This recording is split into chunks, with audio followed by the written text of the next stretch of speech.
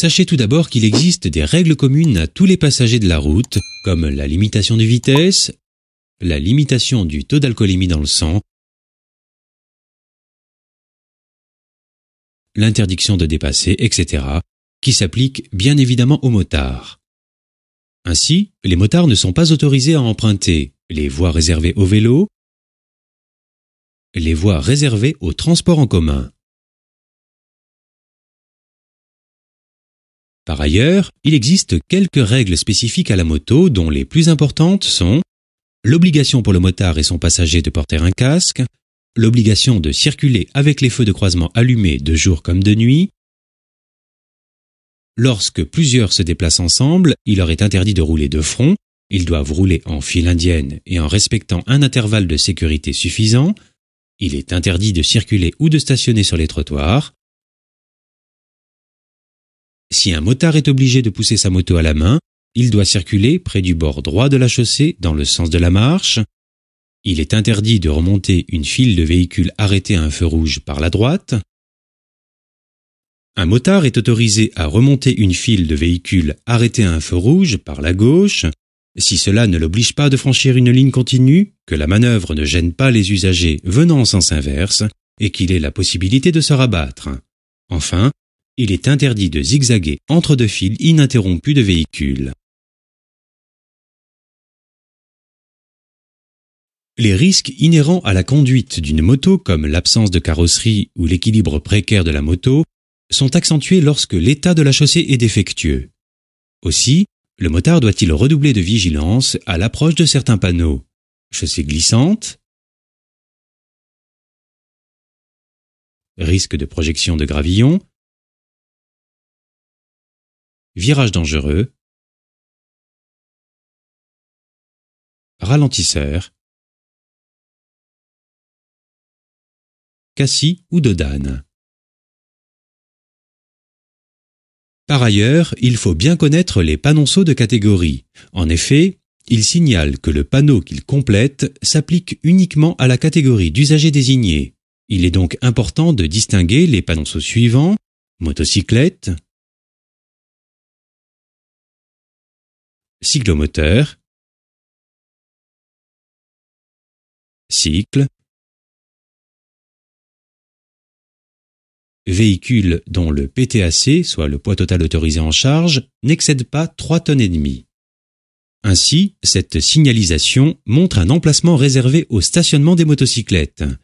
Cette autre signalisation concerne les motocyclettes. En effet, elle signifie que la vitesse est limitée à 40 km/h pour tous les véhicules dont le PTAC, poids total autorisé en charge, n'excède pas 3,5 tonnes. Même en l'absence des panonceaux de catégorie, certains panneaux ne concernent pas l'ensemble des usagers. Par exemple, les panneaux « Allumez vos feux » ou « Fin d'allumage des feux » ne s'adressent pas aux motards. En effet, les feux de croisement d'une motocyclette doivent toujours être allumés de jour comme de nuit. Enfin, n'oubliez pas que les motocyclettes peuvent emprunter les autoroutes ou les routes pour automobiles.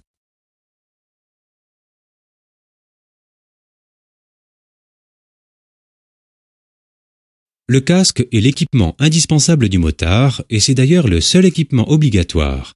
En effet, le casque a un double rôle. Il protège le motard en cas d'accident et de choc. Il le rend plus visible des autres usagers.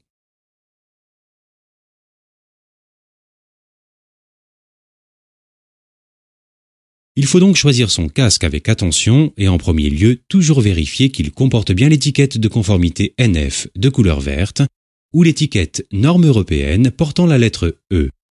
Le non-port d'un casque homologué par le conducteur d'une motocyclette lui vaut une amende et la perte d'un point sur son permis de conduire. Pour nettoyer le casque ou sa visière, il vaut mieux utiliser de l'eau et du savon et un chiffon doux. Évitez d'utiliser des solvants qui risquent d'abîmer la calotte du casque ou de rayer la visière. Il faut également s'abstenir de parer le casque avec de la peinture ou des autocollants, car ils peuvent aussi endommager la protection extérieure. Pensez à changer de casque tous les 5 ans. En effet, le matériau se détériore sous l'effet des intempéries, ou après un choc, même si les dégâts ne sont pas visibles à l'œil nu. Enfin, les motards doivent veiller à se protéger contre les intempéries et à réduire les conséquences d'un accident en choisissant un équipement adéquat. Il est fortement conseillé de porter notamment des gants, des bottes, un blouson ou une combinaison. Ces équipements permettront d'une part de protéger le motard contre le froid, le vent ou la pluie, et d'autre part d'atténuer certains dommages en cas d'accident comme les plaies, les brûlures ou les entorses. Conduire une moto peut être très agréable par beau temps. En revanche, le motard est particulièrement vulnérable aux intempéries suivantes: le vent, la pluie, le verglas. Sachez adopter la tenue adéquate et vous adapter aux circonstances difficiles. En effet, l'adhérence est sérieusement réduite et la distance de freinage augmente de manière importante dès que la chaussée est mouillée par la pluie, la neige ou le verglas couvre la route,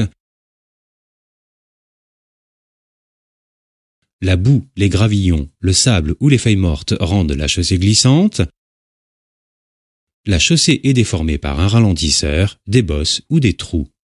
Le seul moyen pour réduire les risques de chute est de réduire l'allure et de freiner progressivement. De même, il est important de réduire l'allure à l'approche d'un virage. En effet, dans un virage, vous serez soumis à la force centrifuge. C'est une force qui s'oppose à la prise du virage et pousse la moto vers l'extérieur de la courbe.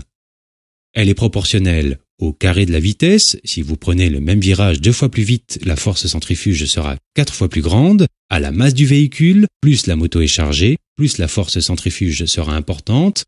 Enfin, elle est inversement proportionnelle au rayon de la courbe, c'est-à-dire que plus le virage est serré, plus la force centrifuge sera importante. Pensez donc à adapter votre vitesse aux conditions et ralentir avant le virage, et surtout à éviter de freiner dans le virage. Enfin, le motard doit savoir réagir à des situations d'urgence. Pour cela, il doit utiliser la technique du contre-braquage. Cette technique consiste à exercer une pression sur le guidon afin de déclencher l'inclinaison de la moto vers le côté où l'on souhaite tourner.